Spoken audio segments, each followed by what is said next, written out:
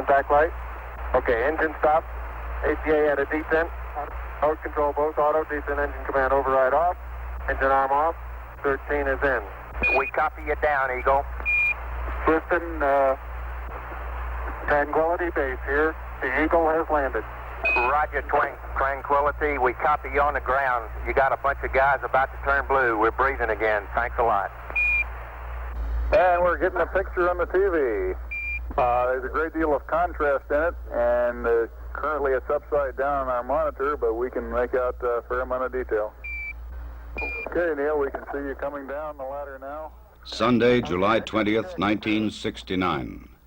Around the world, nearly 1 billion people watched this moment on television as the first man from Earth prepared to set foot upon the moon. At the foot of the ladder, the lamb footbeds are only depressed in the surface about 1 or 2 inches, although the surface appears to be very, very fine-grained as you get close to it. It's almost like a powder. Ground mass is very fine. I'm going to step off the lamb now.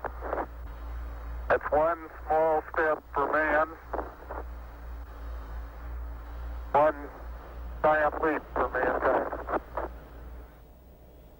I believe that this nation should commit itself to achieving the goal before this decade is out of landing a man on the moon and returning him safely to the Earth.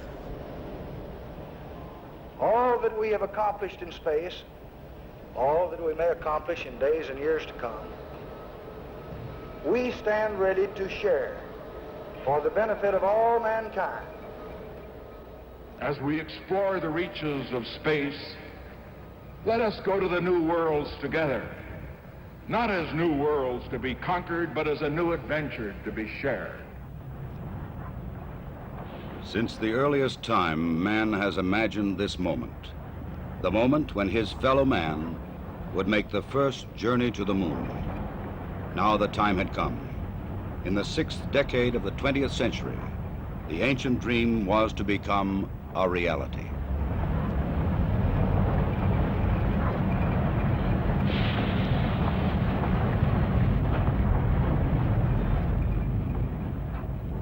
The flight of Apollo 11 was the culmination of many years of planning, working, building, and testing.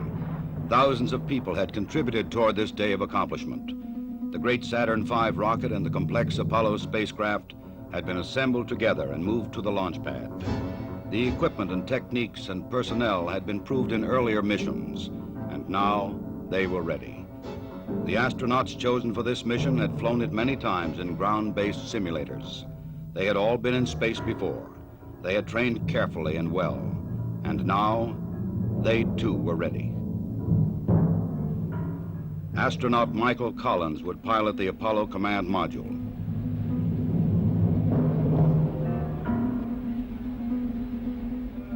Astronaut Edwin Aldrin Jr. would pilot the Lunar Module.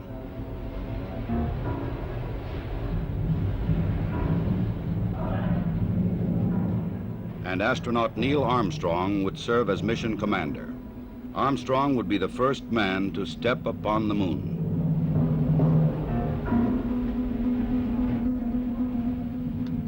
July 16th, the day had come. The moon awaited. The men rose early, ate breakfast, and dressed in their spacesuits.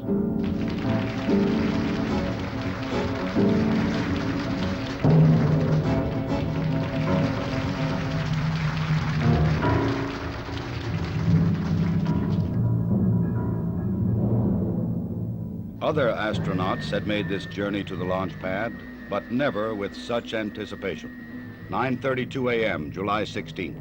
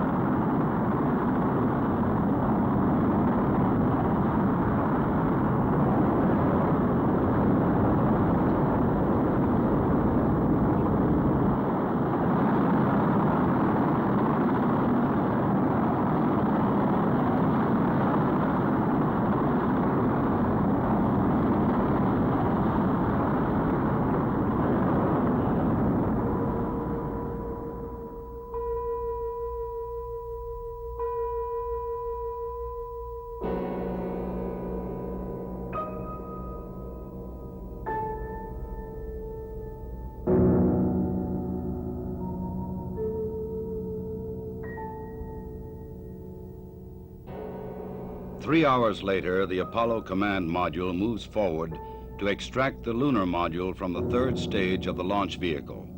Both are moving at more than 17,000 miles an hour. Docked together, they will sail 250,000 miles across the sea of space and into orbit around the Earth's nearest neighbor. Oh, loud and clear now, Mike, and we understand that you are docked. During the 3-day journey to the moon, the astronauts kept busy. Checklists, navigation and observation, housekeeping.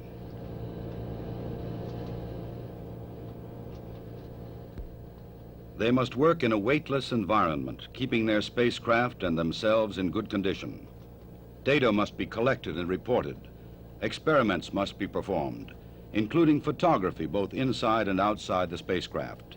Because of the film speed, these actions appear faster than they actually were.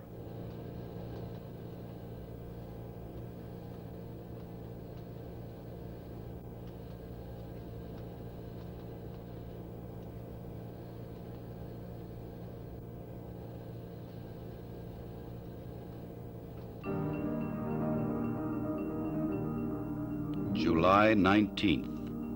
Apollo 11 slows down and goes into orbit around the moon. The bright blue planet of Earth now lies 238,000 miles beyond the lunar horizon. Astronauts Armstrong and Aldrin, now in the lunar module, separate from the command module.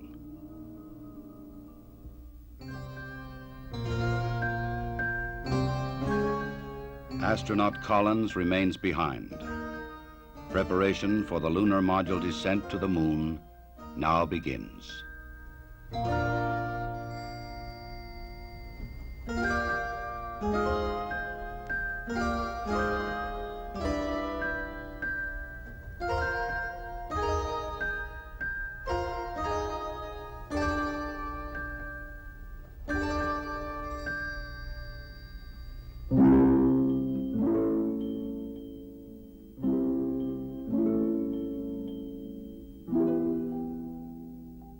The command module assumes the new name, Columbia.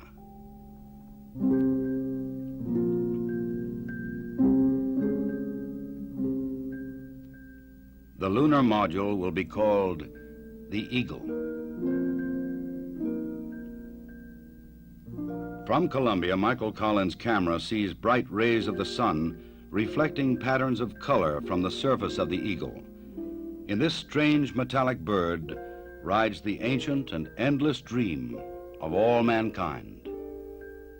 The command pilot can see detail which his camera cannot record. The 4 landing pads of the lunar module are fully extended and locked in place. The Eagle is poised and prepared for its descent to the lunar surface.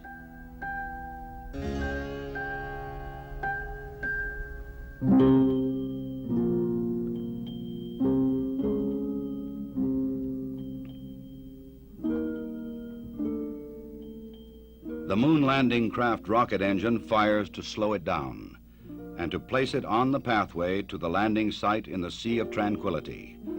There is tension and caution as the Eagle flies lower. Warning lights blink on as the computer tries to keep up with the demand for control data, but the status remains go. Eagle, we got you now. It's looking good, over. Roger, copy. Eagle Houston, after yaw around angles, S-band pitch, -9er, yaw, +18. Roger, you're a go to continue power descent. You're a go to continue power descent. Altitude now 21,000 feet, still looking very good. Velocity down now to 1,200 feet per second. You're looking great to us, Eagle. Give us a reading on the 1202 program alarm. Roger, we got you. We're going at alarm. Good radar data. We're now in the approach phase, everything looking good. Altitude 4,200. Houston, you're a go for landing, over. Roger, understand. Go for landing. 3,000 feet. Program alarm. Altitude 1,600. 1,400 feet, still looking very good. 700 feet, 21 down. 33 degrees. 100 feet down at 19. 1201. 1201. Roger, 1201 alarm. We're go, same type, we're go. Altitude, velocity, light. 8.5 down, 220 feet. 13 forward. 11 forward, coming down nicely, 200 feet. 4.5 down, 5.5 down. 60 seconds. Lights on. 6. Down 2.5. Forward. Forward. That's 40 feet, down 2.5. Picking up some dust. 4 forward. 4 forward, drifting to the right a little. That's okay. Contact light. Okay, engine stop. We copy you down, Eagle. Tranquility Base here. The Eagle has landed.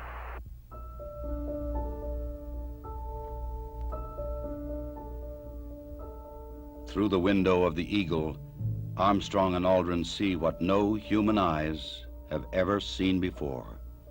Their spacecraft casts a long shadow across the undisturbed dust of centuries.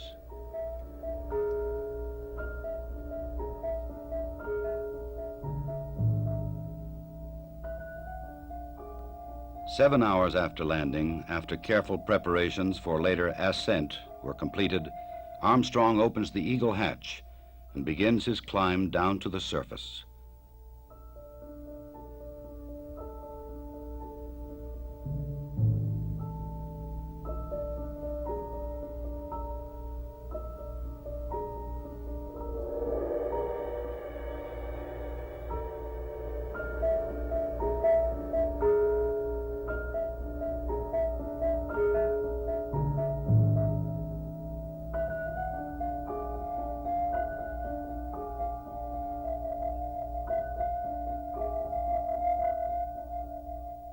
The first footsteps on this strange new world must be taken cautiously.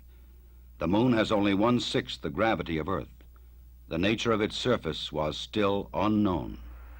I'm going to step off the limb now. That's one small step for man,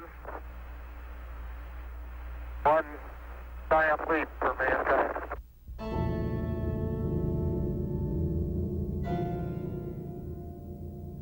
Once on the surface, Armstrong scoops up a small sample of lunar dust and rock, precaution against the possibility of an emergency takeoff.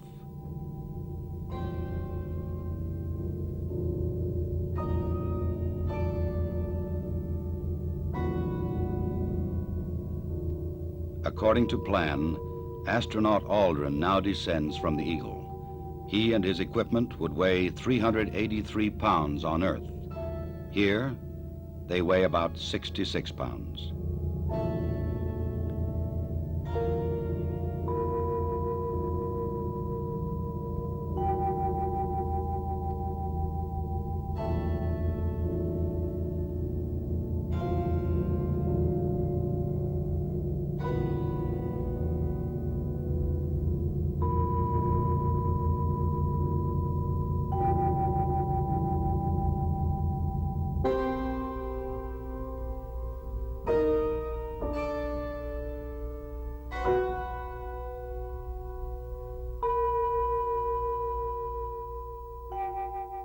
For a brief moment, the first men on the moon stand and look at the stark, lonely landscape around them, an experience which no one before them can share. But there is much to be done in the limited time which they can stay on this airless, cloudless satellite of Earth. This sheet of metal foil traps and holds particles from the sun, the so-called solar wind, or barrage of solar energy, which constantly strikes the moon's surface. Results of this experiment will be taken back to Earth to reveal new secrets to anxious scientists.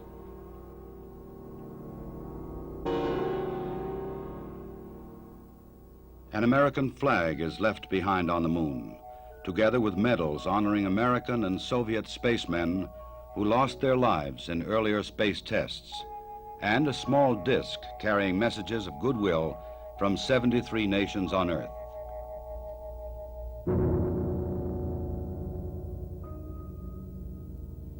A plaque on the lunar module reads, Here, men from the planet Earth first set foot upon the moon, July 1969 AD.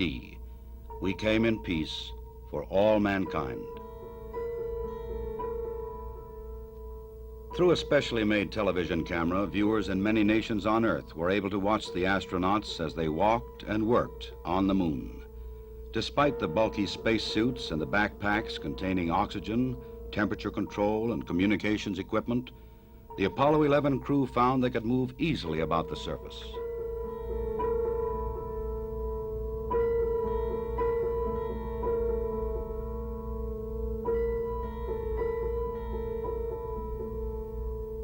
Because there is no wind or rain on the moon, these footprints will remain for centuries.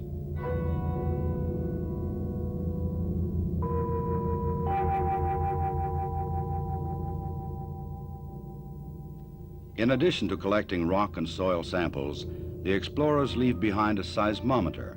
This highly sensitive device would send back valuable information on external meteoroid impacts, as well as internal lunar movements.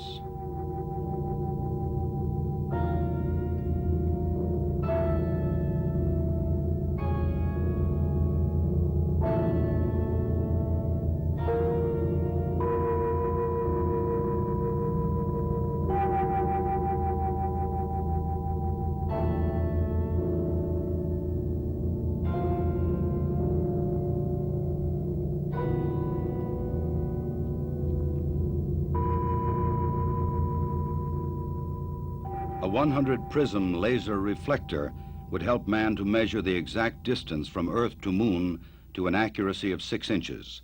These were the first of many experiments which will be taken to the Moon to provide man continuing and increasing knowledge about the Moon and the vastness of space beyond. After 2 hours and 31 minutes, the first lunar explorers had completed their research on the Moon. A night of rest in the lunar module, countdown preparations, and they were ready to come home. Tranquility Base, Houston. Guidance recommendation is pings, and you're cleared for takeoff. Roger, understand. We're number 1 on the runway. 7, 6, 5, work stage, engine arm ascent.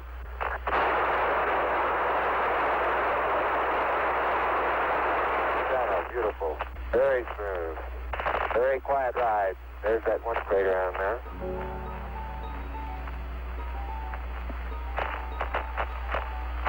Thousand feet high, 80 feet per second vertical rise.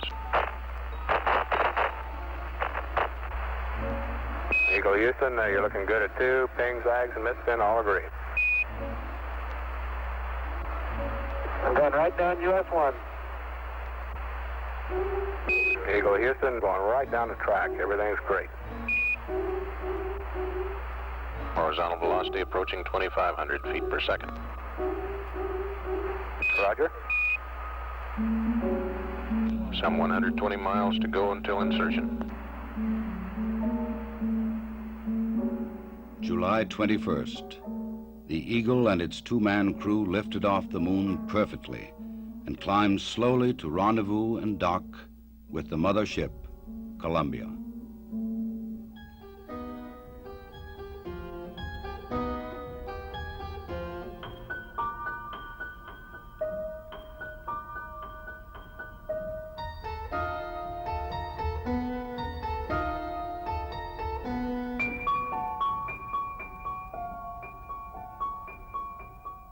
While Armstrong and Aldrin explored the Moon, astronaut Collins had kept a long and lonely vigil in the Columbia.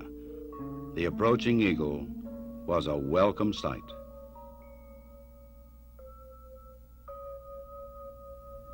Later, the 3 men would share their reflections on this adventure with the world. I believe that from the early space flights, we demonstrated a potential to carry out this type of a mission. And again, it was a question of time until this would be accomplished. I think it's a technical triumph for this country to have said what it was going to do a number of years ago, and then, by golly, do it.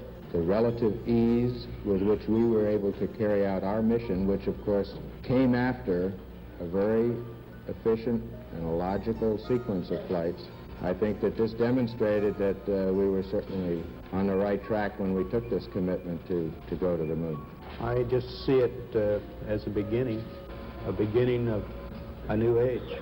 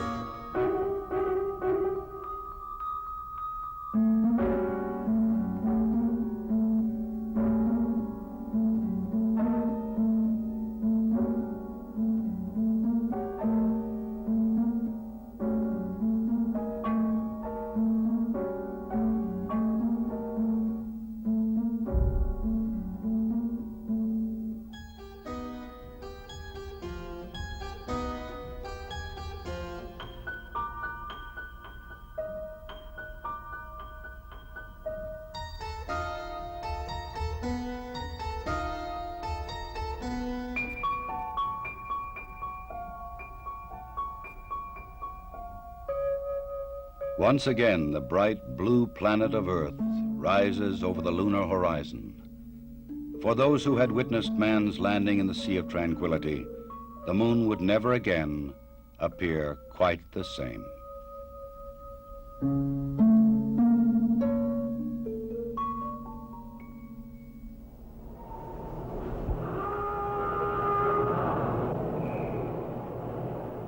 July 24th, dawn in the Pacific.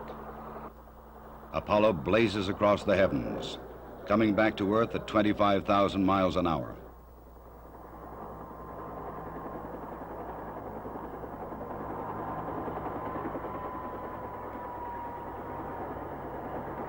President Richard Nixon, who had talked with the astronauts by telephone while they were on the moon, was waiting aboard the recovery carrier to welcome the returning voyagers.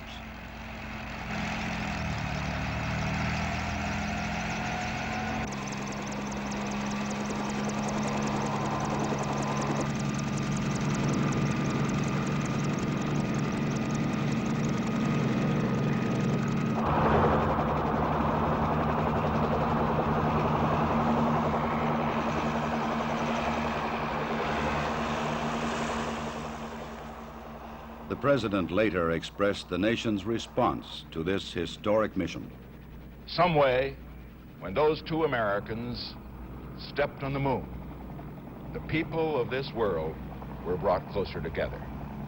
That it is that spirit, the spirit of Apollo, that America can now help to bring to our relations with other nations. The spirit of Apollo transcends geographical barriers and political differences. It can bring the people of the world together in peace. To protect against any possible lunar contamination, the astronauts put on airtight special garments before coming aboard the rescue ship.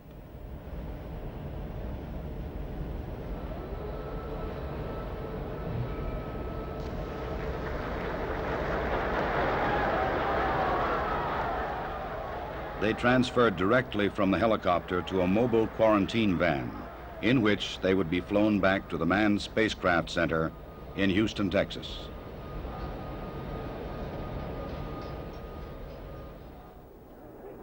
July 27th. The journey was ended. They were home again.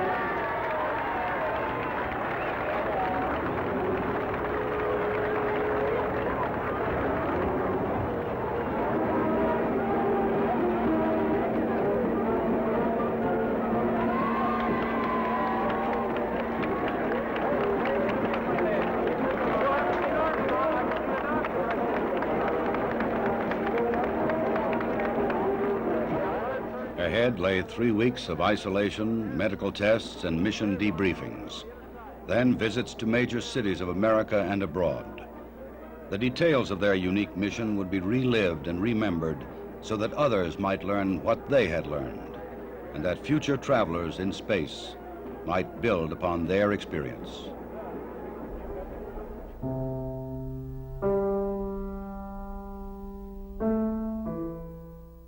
The rock and soil samples brought back would be examined and analyzed by scientists in many lands. They would reveal new insights into the origin and the age and the composition of the moon, and perhaps new knowledge of the Earth as well. Already experiments left on the moon were sending back revealing new information.